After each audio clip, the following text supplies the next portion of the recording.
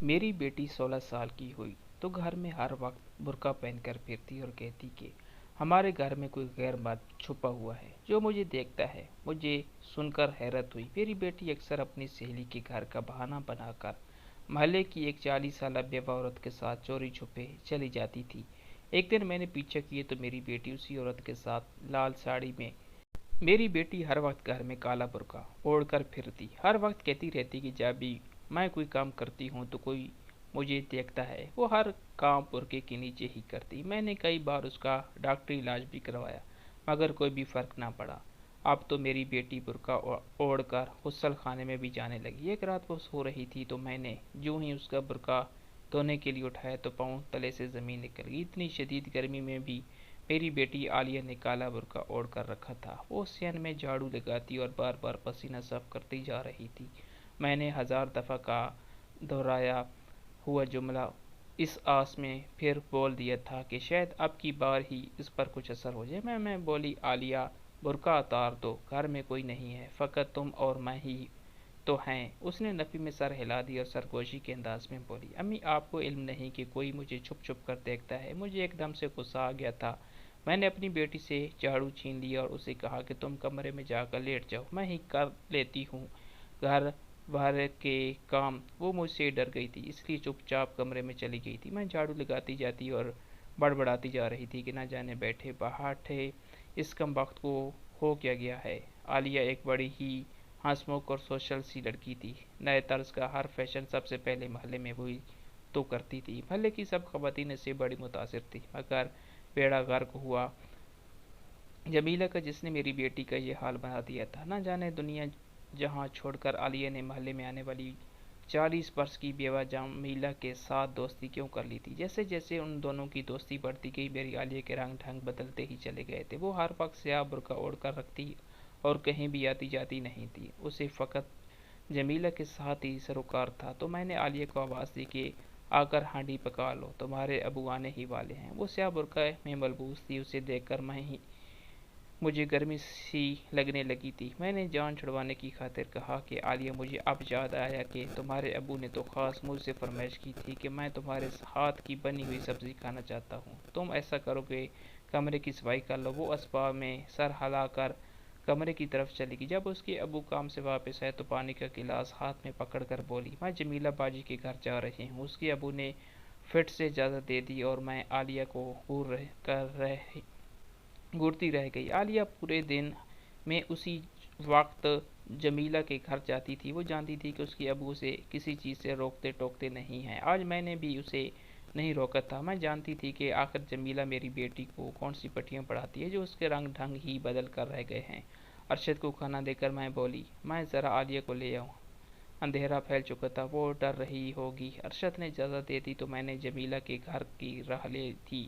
اس کا گھر 2 گلیاں چھوڑ کر ہی تو تھا۔ میں جیسے ہی جمیلہ کی گلی میں داخل ہوئی تو یہ دیکھ کر دنگ رہ گئی کہ جمیلہ اور عالیہ رکشے سے اتر کر جمیلہ کے گھر میں داخل ہو چکی تھی۔ میری تو پوری دنیا ہی اندھیر ہو چکی تھی۔ یہ کیا تھا کہ میں نے اپنی آنکھوں سے جو کچھ دیکھا وہ سچ تھا۔ میں غصے سے بیری جیسے ہی جمیلہ کے گھر پہنچی تو یہ دیکھ کر حیرت کی انتہا نہ رہی کہ عالیہ اپنا ہاتھ پکڑ رو رہی تھی۔ میں نے پوچھا کہ آخر تمہیں ہوا کیا ہے؟ جمیلہ شرمندہ سی ہو کر آگے بڑھی تو وہ بولی باجی عالیہ مجھ سے میکرونی بنانا سیکھنا چاہ رہی تھی، کام کرتے کرتے ہاتھ پر چھری لگ گئی، کٹ گیا تھا، اس لیے ڈاکٹر کے پاس لے گئی تھی۔ 1-2 دن کی احتیاط کے بعد انشاءاللہ تعالی ٹھیک ہو جائے گی۔ جمیلہ اس قدر شرمندہ سی تھی کہ میں نے ہی اسے حوصلہ دیا کہ کوئی بات نہیں ہے، کام کرتے ہوئے چوٹ لگ جانا تو معمولی سی بات ہے۔ جب کہیں جا کر جمیلہ کا حوصلہ ہوا تھا میں عالیہ کو اپنے ساتھ لے کر گھر آ گئی۔ وہ بہت ڈری ہوئی تھی جبکہ اس کے آنسو تو تھمنے کا نام ہی نہیں لے رہے تھے۔ میں نے عالیہ کو پیار کیا اور سمجھایا کہ اتنی معمولی سی بات پر چون تڑپ تڑپ کر نہیں روتے۔ پھر میں نے عالیہ کو اپنے ہاتھوں سے ہی کھانا کھلایا تھا کیونکہ کٹ اس کے داہنے ہاتھ پر ہی لگا تھا۔ میں عالیہ کو سلانے کے لیے اس کے کمرے میں لے گئی تھی۔ میں نے کہا آ جاؤ، تمہارا برقع اتار دوں، پھر آرام سے سو جانا۔ عالیہ گھبرا کر 4 قدم پیچھے ہٹ گئی۔ اس نے زور زور سے نفی میں سر ہلایا اور بولی امی میں برقع پہن کر ہی سو جاؤں گی، مجھے ڈر ہے کہ کوئی مجھے دیکھ نہ لے۔ مجھے غصہ تو بہت آیا مگر بیٹی کے زخم کا خیال کر کے میں چپ کر کے گئی۔ میں ساری رات عالیہ کی پریشانی میں سو نہیں پائی تھی۔ میری جہاں بچی کو نہ جانے کس کی بری نظر لگ گئی تھی۔ اب تو اس کے رشتے آنے تھے، یہ تو اس کی شادی کے دن تھے۔ اب اس حالت میں اس کو कौन भी आएगा। मैंने सोच लिया था कि मैं आलिया को किसी दिमाग के डॉक्टर के पास लेकर जाऊंगी, वही उसको समझाने में कामयाब हो सके। सुबह मैं जल्दी उठकर नाश्ता बनाकर आलिया के पास ले गई थी। मुझे ये फिक्र थी कि बच्ची के हाथ में तकलीफ होगी, वो खुद से खाना नहीं खा पाएगी। मैं खाना लेकर गई तो आलिया ने मुझसे ट्रे पकड़ ली और खुद ही नवाले तोड़ तोड़ कर मुंह में डालने लगी थी। मुझे कुछ अजीब सा महसूस हुआ था। तभी मेरी नज़र आलिया के हाथ पर पड़ी तो मेरा दिल धक से रह गया था। अब पट्टी उसके बाएं हाथ पर बंधी हुई थी। आलिया ने मेरी नज़रों का ताक़ब किया तो उसका चेहरा जोर पड़ चुका था। उसके गले में नवाला अटक गया। उसने खांसते हुए मुझसे पानी लाने का इशारा किया।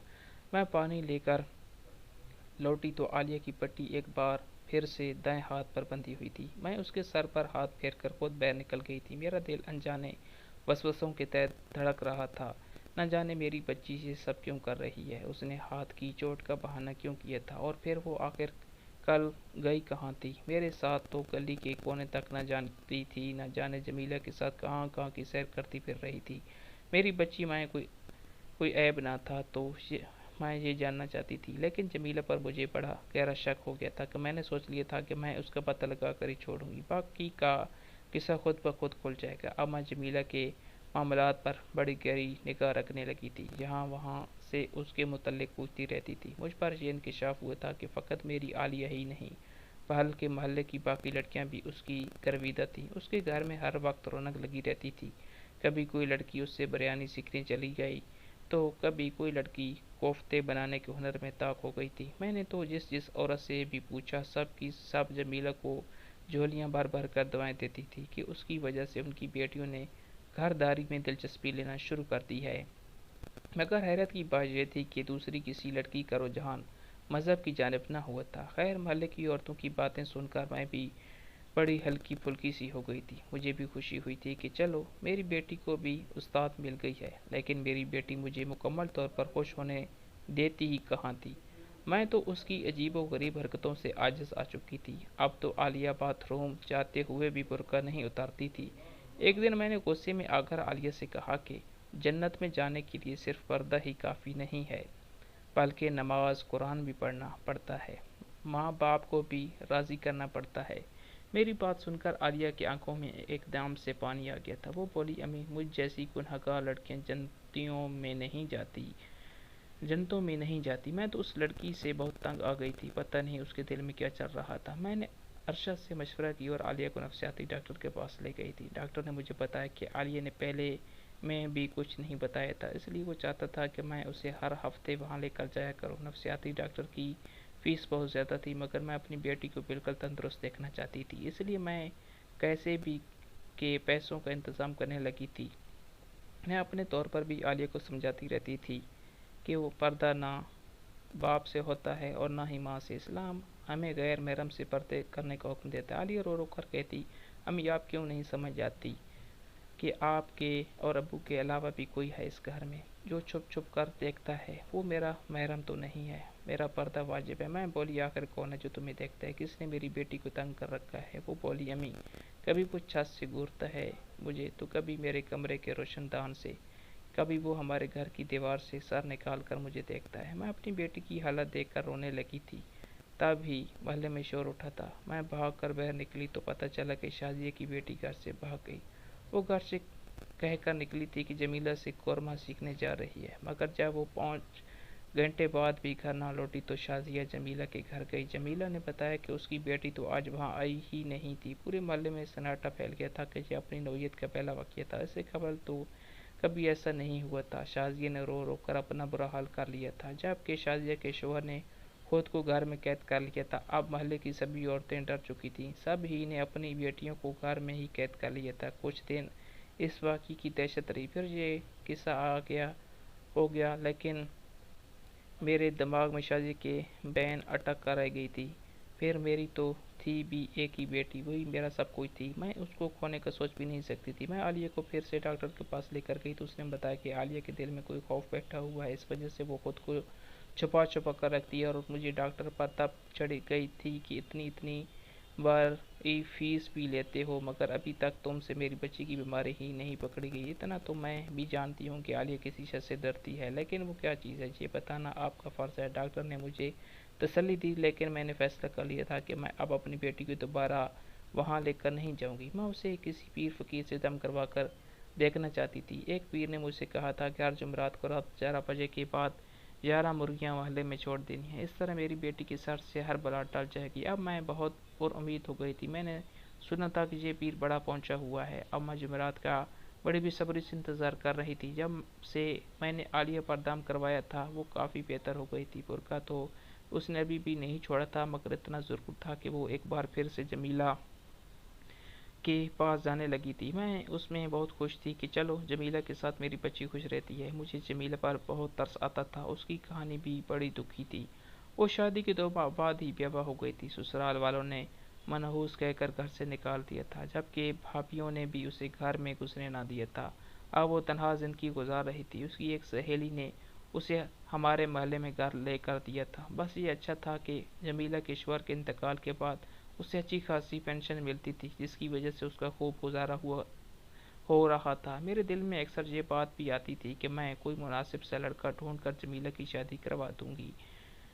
पहाड़ जितनी जिंदगी वो बच्ची अब तनहा तो नहीं गुजार सकती थी। मैंने अपने तौर पर रिश्ता भी ढूंढना शुरू कर दिया था। अल्लाह अल्लाह करके जुमेरात का दिन भी आ ही गया। मैंने सर शाम शोहर और बेटी को खाना खिलाकर सुला दिया था और खुद मैं घड़ी की सुइयां गिन रही थी। नींद से आंखें बोझल थी, मगर मुझे जाग नहीं था। 11 बजे तो मैं जल्दी से डब्बे उठाकर बाहर आ गई। इस डब्बे में 11 मुर्गियाँ थी जो मैं आज ही बाजार से लाई थी। मैं 2 गलियां छोड़कर आगे निकल गई थी। मैंने डब्बा खोल दिया और वो मुर्गियां खुशी खुशी यहाँ वहाँ भागने लगी थी। इन मुर्गियों को मुझे मकसद था कि मुस्तैक लोग उनको पकड़ कर उनका गोश्त पका लेते हैं। मैं वहाँ खड़ी ही थी कि अचानक मुझे गाड़ी की आवाज़ सुनाई दी। मैं दीवार की साइड में होकर देखने लगी थी कि रात के इस पैर किसी के घर मेहमान आ गए हैं, लेकिन सामने का मंजर देखकर तो मुझे अपना सर चकराता हुआ महसूस हुआ। सामने ही जमीला गाड़ी से निकल रही थी। जमीला का गाड़ी से निकलना मुझे हैरान नहीं कर रहा था, बल्कि उसका लिबास मुझे परेशान कर गया था। वो सुर्ख साड़ी में भी मलबूस थी, बनी सवरी सी थी। वो जैसे ही गाड़ी से उतरी, गाड़ी सुनकर के गुजर गई थी, जबकि जमीला अपने घर में चली गई थी। ये क्या था? मुझे गड़बड़ महसूस हो रही थी। सारी रात इसी फिक्र में गुजर रही थी कि आखिर उस औरत का क्या किस्सा है। परेशानी की ये बात थी कि जमीला के घर सारे मोहल्ले की लड़कियों का आना जाना था। दिल में तो आया कि ये बात जाकर सबको बता दूं, मगर फिर अल्लाह के कहर से डर गई कि ना जाने बात हो क्या और मैं किसी शरीफ औरत पर बहतान लगा बैठूं। मैंने सोचा कि पहले इस मामले की तहकीक करूं, इसके बाद ही कोई कदम उठाऊंगी। सुबह हुई तो मेरी बेटी ने फिर से बुर्का ओढ़ लिया था और आज वो मुझे बड़ी घबराई घबराई सी लग रही थी कि मुझे जमीला बाजी के घर जाना है, मगर मेरा दिल नहीं मान रहा था कि मैं उसे वहाँ जाने दूँ।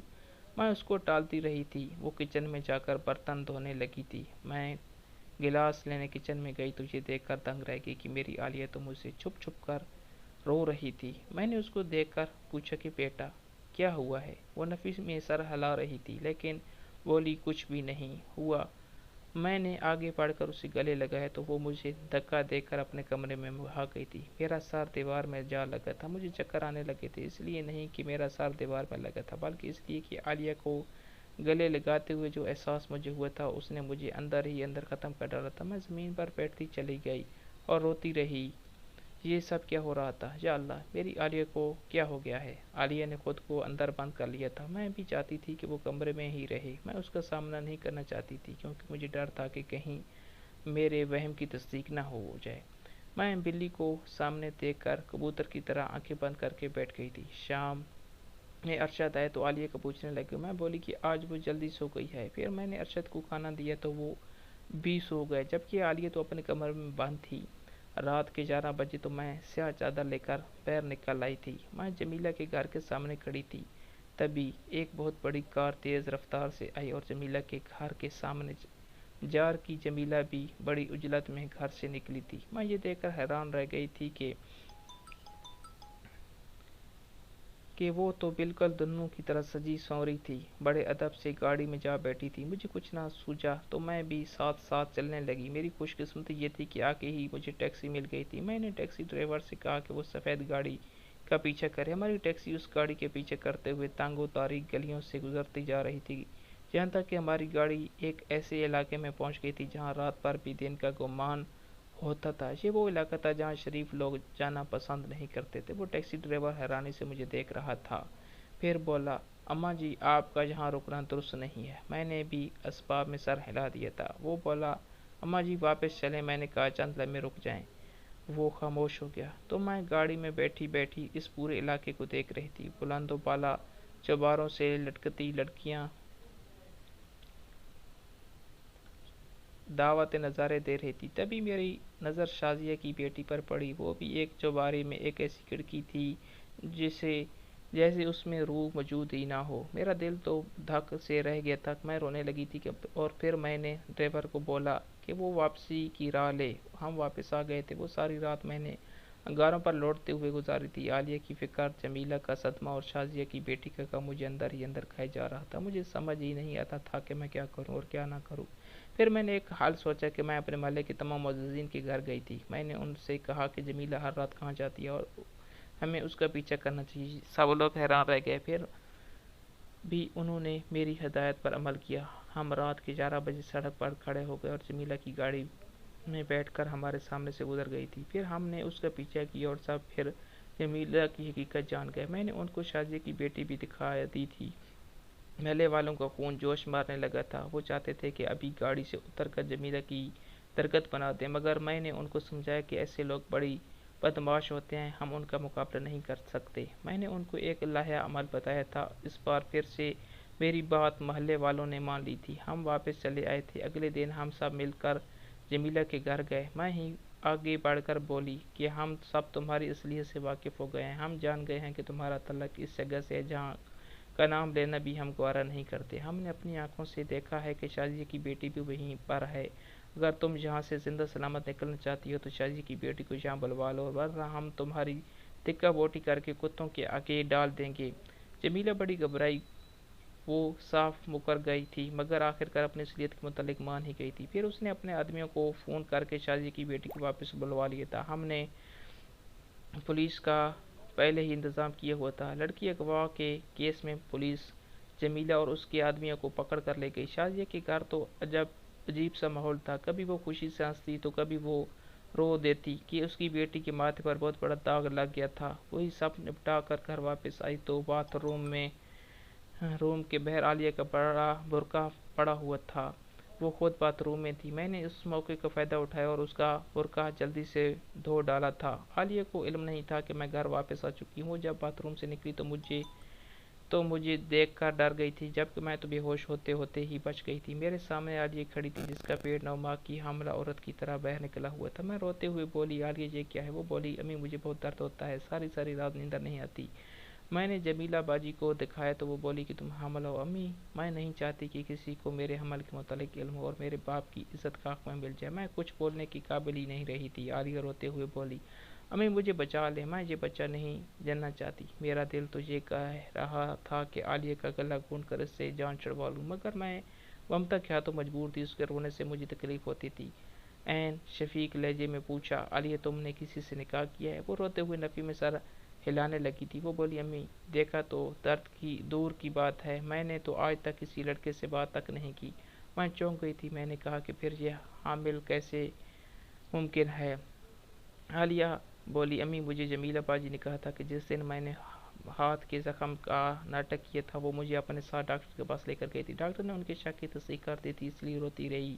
وہ کہتی تھی کہ ایک دن موقع دے کر وہ مجھے اپنے ساتھ لے جا کر میری ڈیلیوری کروا دیں گی۔ میں جان گئی تھی کہ وہ اپنے ساتھ میری عالیہ کو کیوں لے جانا چاہتی تھی۔ وہ اسے بھی اپنے کوٹھے پر بٹھا کر نچواتی۔ میں نے عالیہ کے برقعے کا سوکھنے کا انتظار کیا، پھر اسے اپنے ساتھ اسپتال لے گئی، جہاں چیک اپ کے بعد پتہ چلا کہ عالیہ حاملہ نہیں تھی، بلکہ اس کے پیٹ میں رسولی تھی، جو دن بدن بڑھتی جا رہی تھی اور اب وہ اس قدر بڑھ چکی تھی کہ عالیہ کی جان کو بھی خطرہ تھا۔ میں نے اللہ تعالیٰ کی توکل کر کے اسی وقت عالیہ کا آپریشن کروا دیا۔ اللہ تعالیٰ کا لاکھ شکر ہے کہ میری عالیہ بچ گئی تھی، اسے ایک نئی زندگی مل گئی تھی۔ اب آہستہ آہستہ عالیہ بہتر ہونے لگی تھی۔ میں نے عالیہ سے پوچھا کہ بیٹا کیا اب بھی تمہیں محسوس ہوتا ہے کہ کوئی تمہیں دیکھ رہا ہے؟ میں نے نفی میں سر ہلا دیا۔ وہ بولی، امی مجھے کبھی بھی ایسا محسوس نہیں ہوا تھا، میں تو برقع پہننے کے لیے بہانہ بناتی تھی۔ جمیلہ باجی نے جو مجھے ڈرایا تھا۔ میں نے اپنی بیٹی کے سر پر ہاتھ پھیرا اور کہا، عالیہ، میری ایک بات ہمیشہ یاد رکھنا کہ اپنے دکھ درد پریشانی ہمیشہ اپنی ماں باپ کے گھر والوں کو بتانی چاہیے۔ جب ہم بہر کے سہارے ڈھونڈنے لگ جاتے ہیں تو وہی ہمیں گہرے کنویں میں دھکیل دیتے ہیں۔ اگر آپ کو آج کی کہانی پسند آئی ہے تو ویڈیو کو لائک کیجیے اور اپنے دوستوں کے ساتھ شیئر بھی کیجیے، اور ہمارے چینل کو سبسکرائب کریں تاکہ ہر آنے والی ویڈیو کا نوٹیفیکیشن بر وقت آپ کو مل سکے۔